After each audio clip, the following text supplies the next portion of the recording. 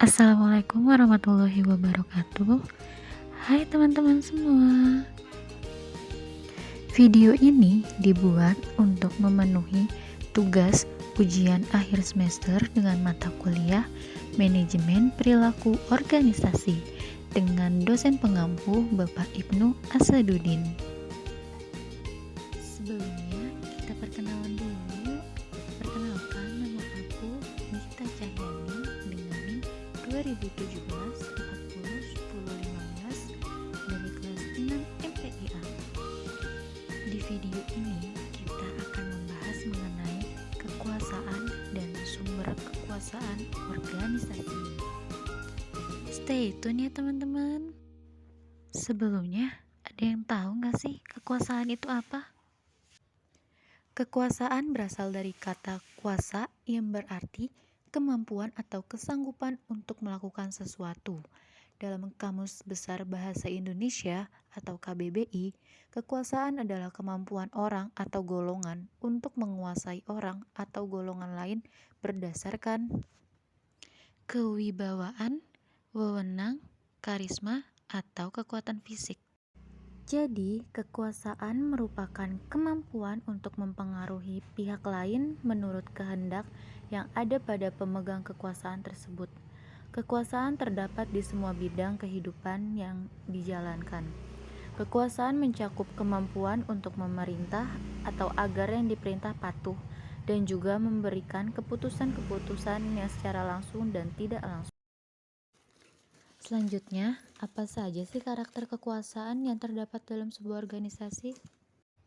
Yang pertama ada kekuasaan yang bersifat sengaja karena meliputi kehendak, bukan sekedar tindakan acak. Yang kedua, kekuasaan adalah alat atau instrumen. Ia adalah alat guna mencapai tujuan. Yang ketiga, ada kekuasaan bersifat terbatas.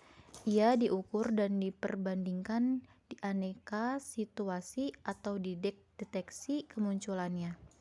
Yang keempat, ada kekuasaan melibatkan ketergantungan, terdapat kebebasan atau faktor kebergantungan, ketidakbergantungan yang melekat pada penggunaan kekuasaan.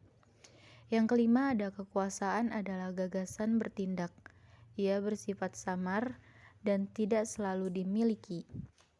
Yang keenam, ada kekuasaan ditentukan dalam istilah hasil. Hasil menentukan kekuasaan yang kita miliki. Yang ketujuh, ada kekuasaan bersifat situasional. Taktik kekuasaan tertentu efektif di suatu hubungan tertentu, bukan seluruh hubungan. Yang kedelapan, ada kekuasaan didasarkan pada oposisi atau perbedaan. Partai harus berbeda sebelum mereka bisa menggunakan kekuasaannya. Selanjutnya, jenis-jenis kekuasaan dalam sebuah organisasi.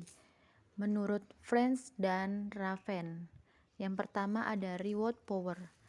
Reward power merupakan kemampuan seseorang pemimpin dalam memberikan janji-janji, atau dapat dikatakan bahwa seseorang pemimpin dalam mempengaruhi bawahan agar berperilaku tertentu atau melakukan tindakan tertentu melalui janji-janji yang menarik. Yang kedua, legitimate power merupakan sumber kekuasaan yang diperoleh melalui kekuatan formal.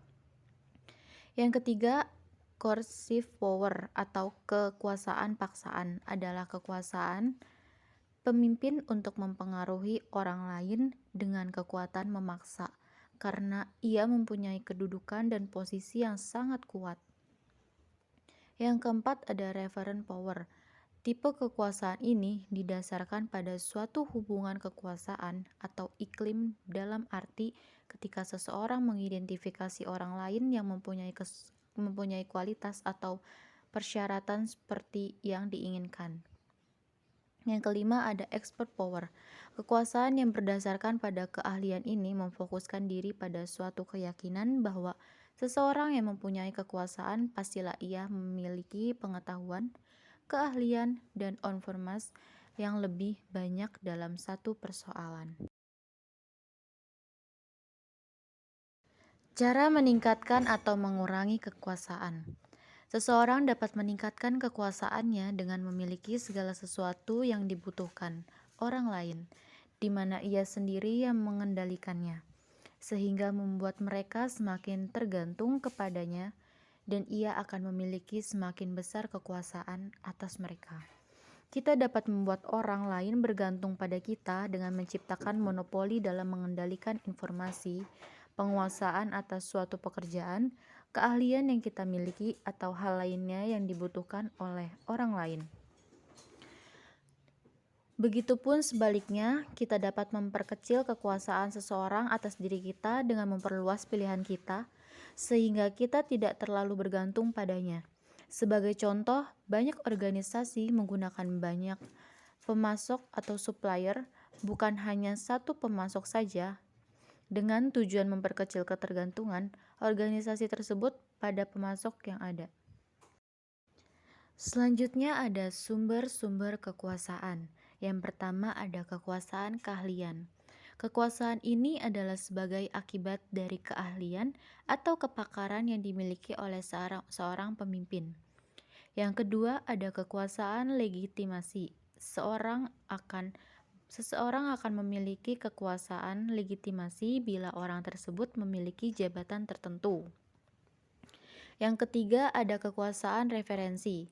Kekuasaan referensi adalah kekuasaan yang dimiliki oleh pemimpin karena pemimpin tersebut memiliki karisma atau kepribadian yang menarik.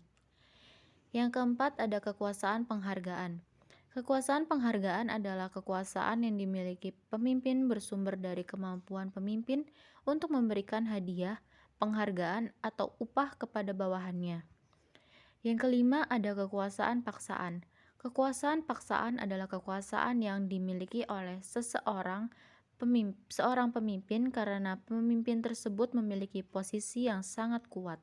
Kekuatan ini bertentangan dengan kekuasaan penghargaan karena kekuasaan penghargaan memberikan hadiah atas penghargaan, sedangkan kekuasaan paksaan memberikan hukuman atas kinerja yang buruk dari bawahannya. Sekian video dari saya, kurang lebihnya mohon maaf. Terima kasih sudah menonton. Bye-bye.